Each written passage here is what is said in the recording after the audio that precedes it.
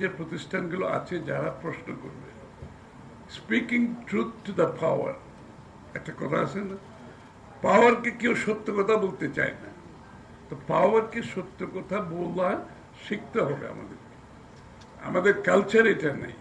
পাওয়ারকে কেউ সত্য কথাটা বললে তার মনে হয় তার অসুবিধা। এখানে অনেকে বক্তৃতা বলতে গেলে আমি কালকে আমার কি হবে আমি জানি না। So there is life after every government, এই কথাটা আমাদের বুঝতে হবে এবং এই কালচারটা ফিরিয়ে আনতে হবে। আর 2 ঘন্টার বেশি দুনিয়ার কোনো দেশে মিটিং হয় না, এখন অলরেডি 2 ঘন্টা পার হয়ে যাচ্ছে।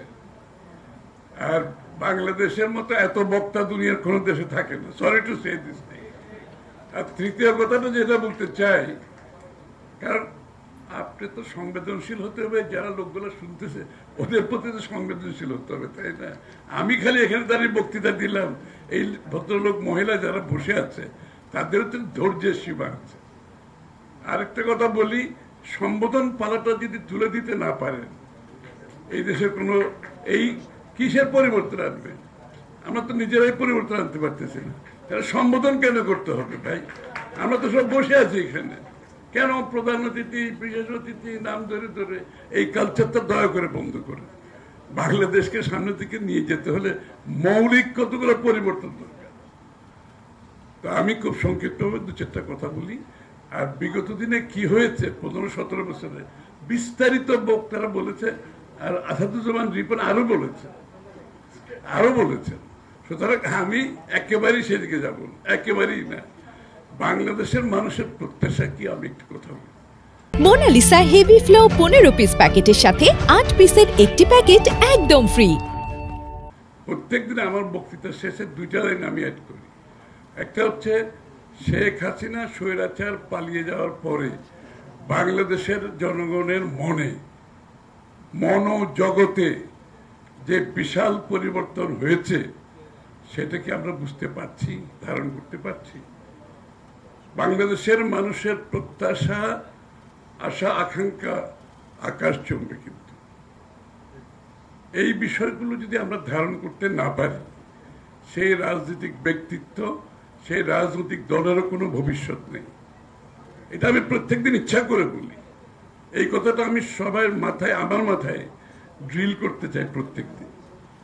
যদি না বুঝি তাহলে দলেরও ভবিষ্যৎ নেই, আমারও ভবিষ্যৎ নেই, দেশেরও ভবিষ্যৎ নেই, কারো কোনো ভবিষ্যৎ নেই। So we have to understand this. তৃতীয় কথা হচ্ছে, এইটা আন্দোলন হয়েছে, হ্যাঁ, আন্দোলনের কৃতিত্ব নিয়ে যদি লড়াই চলে তাহলে বাংলাদেশের ভবিষ্যৎ নেই।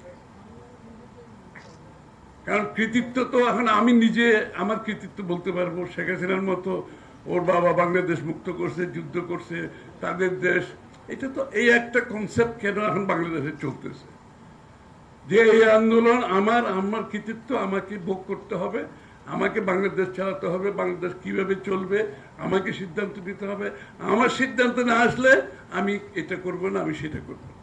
একটা কালচার, এই কালচার থেকে তো বেরিয়ে আসতে হবে। এটা কৃতিত্ব, অনেকে বলেছেন এটা কৃতিত্ব নেওয়ার দরকার নেই। তো আমি নিজে বহুবার জেলে গেছি, আমার পরিবার অসুস্থ হয়ে গেছে, আমার ছেলে অসুস্থ, আমার ওয়াইফ অসুস্থ, তো আমি এগুলো কৃতিত্ব নিতে থাকবো নাকি আমি ভবিষ্যতের দিকে যাব? আমি তো কোনো কৃতিত্ব নেওয়ার দরকার নাই, এটা আমি দায়িত্ব পালন করছি। আমি বাংলাদেশের নাগরিক হিসাবে আমার দায়িত্ব পালন করছি। যারা মুক্তিযুদ্ধ করেছে তারা দেশের স্বার্থে, জাতির স্বার্থে, মানুষ বাংলাদেশের জনগণের স্বার্থে মুক্তিযুদ্ধ করে। এখন মুক্তিযুদ্ধ আপনি সারা জীবন বিক্রি করতে থাকবেন, এই কালচার তো ঠিক না। মুক্তিযুদ্ধ যারা সত্যিকার করেছে তারা কিন্তু যার যার কাজে ফিরে গেছে। আপনি দেখেন যে রহমান সাহেব আবার উনি ব্যারেকে ফিরে যায় নাই, উনি মুক্তিযুদ্ধ ঘোষণা দিয়েছেন, উনি ফ্রন্ট লাইনে যুদ্ধ করেছেন, স্বাধীন করেছেন, কিন্তু উনি তো ওনার ব্যারেকে ফিরে গেছেন। প্রফেসর যারা যুদ্ধ করছে ওরা কলেজে চলে গেছে, ছাত্ররা স্কুলে চলে গেছে।